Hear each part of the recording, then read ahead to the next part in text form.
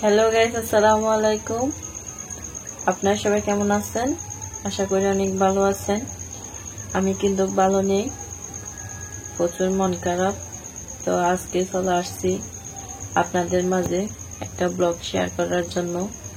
আজকে আমার ব্লগে আপনাদের অনেক দুঃখের কথা শেয়ার করব।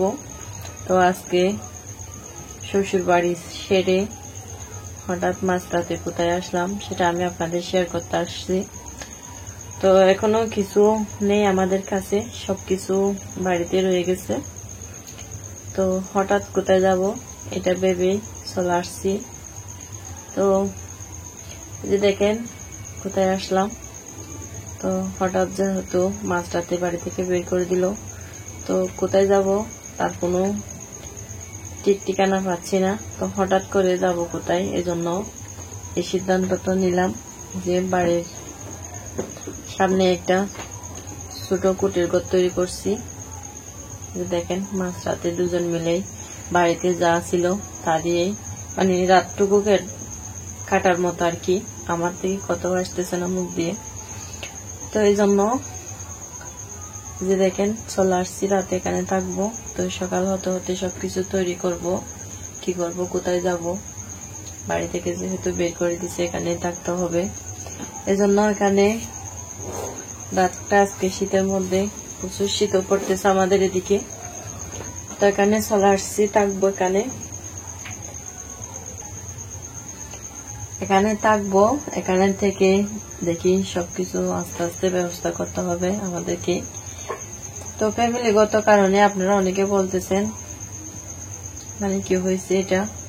তো ফ্যামিলিগত কারণে আমি সবকিছু এখন জানাতে পারতেছি না আপনাদের।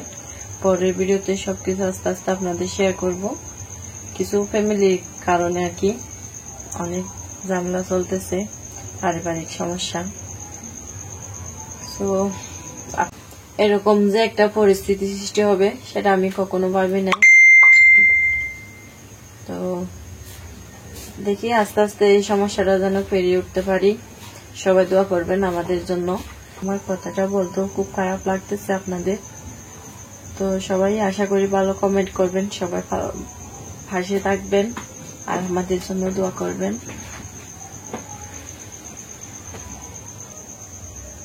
তো আপনাদেরকে দেখাতে আসছি এখন যে আমরা কোথায় থাকবো আর কি করব।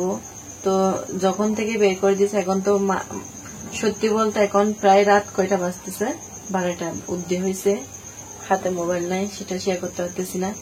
যখন আমাদেরকে বের করে দিচ্ছে তখন রাত প্রায় 8টা। তখন থেকে শুরু করছি আমরা একটু খাটো করে মানে কি করব আমি। তো যখন থেকে মানে যাত্রাটা চলতেছে তখন থেকে বের হয়ে আমি উঠানে বসে আসছিলাম। তো কি করব।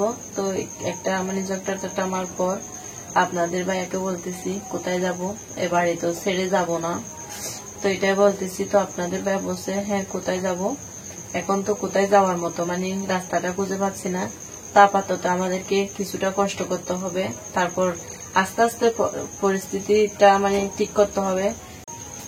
গরুর গোয়ালটা ঠিক করছিলাম কিছুদিন আগে, আমাদের বাড়ির কাজ চলছিল। তো এখানে কিছুটা ছোটখাটো টিন ছিল, এগুলা দিয়ে আমরা একটু মানে রাতে যে কুয়াশা পড়তেছে এগুলা না পড়ার জন্য একটু মাথার উপর একটা মানে ছানি তৈরি করছি, সাথে একটু চারদিক দিয়ে বেড়া দিলাম। তো সেটা একটু শেয়ার করতেছি। এটা হচ্ছে পাশে আমার গরুর গোয়াল। তো এদিকে বাড়ির থেকে বাড়ির টিনের সাথে একটা মানে এদিকে তৈরি করছি। এই যে দেখেন আপনারা দেখলেই বিশ্বাস করবেন কি না জানি না, তারপর আমার কষ্টটা আমি আপনাদের শেয়ার করতেছি। এই যে দেখেন এগুলো মানে এখনো শক্ত করে লাগানো হয় না, মানে আপাতত রাতের জন্য। তারপর পর আস্তে আস্তে সবকিছু ঠিক করে নিব। দেখেন এগুলো এমনি দিয়ে রাখছি এরকম মানে রাতটা কাটার জন্য আর কি।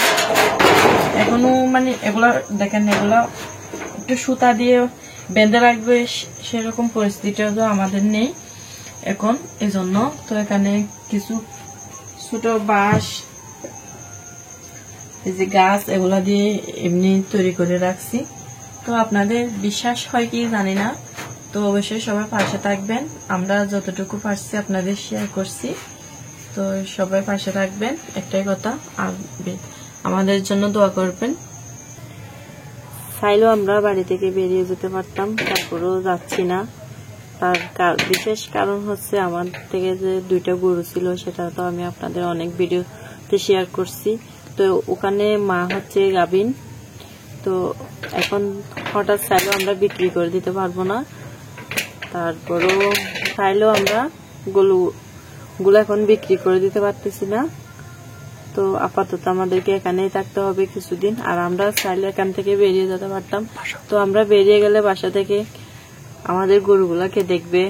আর বাইরে বাসা নেওয়ার সামর্থ্য থাকলেও আমাদের এখন নিতে পারতেছি না, তার কারণ হচ্ছে গরুগুলো আমাদের এমন বিপদে ফেলে দিল, যার জন্য একটা বাহিরে বাসা নিতেও পারতেছি না।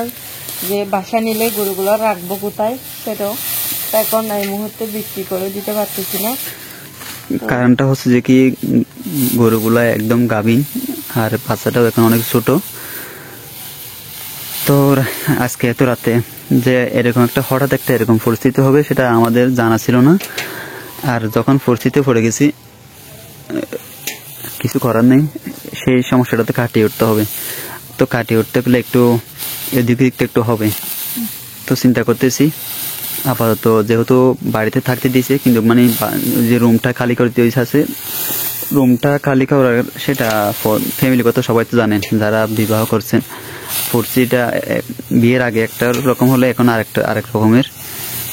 তো এত যে নিষ্ঠুর হবে সেটা জানা ছিল না, যেহেতু হয়ে গেছে আর কি করার। এখন সবকিছু কাটিয়ে ওঠার নামই হচ্ছে জীবন, দেখি কতটুকু কাটিয়ে উঠতে পারি।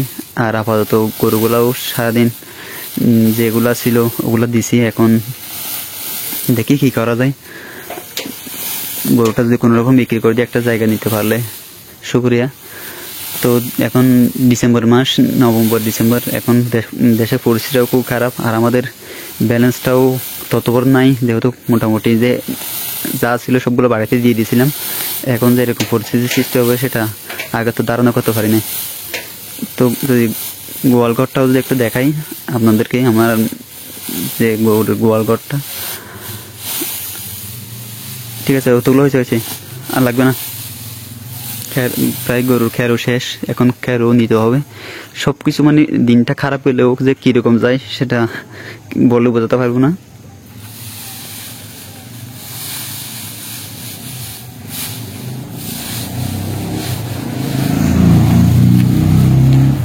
এখন গোয়ালের জন্য কিছুটা নিয়ে যাচ্ছি।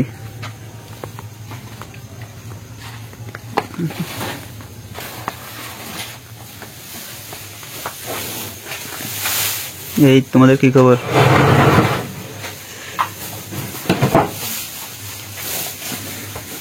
এই 2টা জিনিস ছাড়া আমাদের আর কিছু নেই। তোরা হলো আমাদের পাশে থাকিস। যেটা প্রায় 9 মাসের গাভীন, আশা করি 1 মাসের ভিতরে বাচ্চা দিবে। তো চাইলেও বাইরে যেতে পারতেছি না, কারণ আমরা যদি চলে যাই এগুলো দেখাশোনা কে করবে?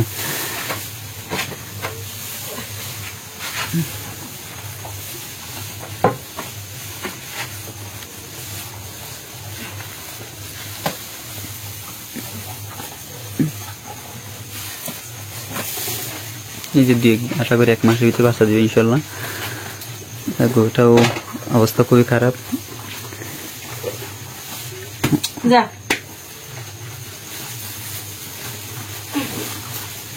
তো গাছ নষ্ট করে।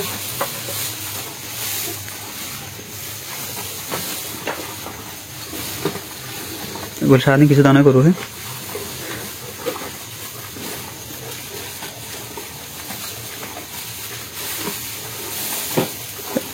ফেলিস না।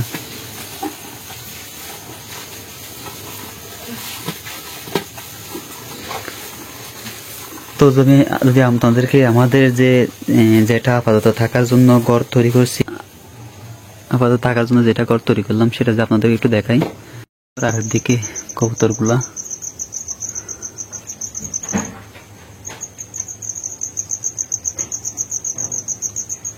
সবকিছু ফেলে যেতে পারতেছি না। আপাতত বাড়িটা ঠিক করতে হবে, যতদিন পর্যন্ত কোনো একটা গরুগুলো কোনো একটা কিছু কাজ করতে পারতেছি না সেটার জন্য। তো বাড়িতে আস্তে আস্তে তৈরি করতেছি, সবাই দোয়া করবেন, সাপোর্ট করবেন। আপাতত এখানে থাকতে হবে, যেহেতু মধ্যরাত হয়ে গেছে। কালকে 2-1 দিন পর একটা মিস্ত্রি দিয়ে আর একটু বকে যতটুকু পারছে অতটুকু করছে, আর আমি আসার পর আর একটু করলাম। যদি ভিতরে একটু দেখাই,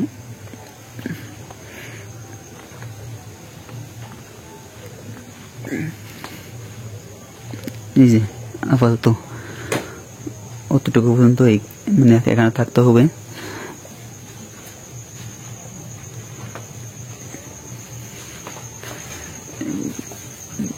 কালকে আপাতত থাকার মতো একটা ছোটখাটো একটা জিনিস আনতে হবে। এই যে এখানে জীবনটা কাটিয়ে দিতে হবে গোয়ালঘরের পাশেই। কার পরিস্থিতি কখন যে কিরকম হয় সেটা একমাত্র আল্লাহ ছাড়া কেউ জানে না।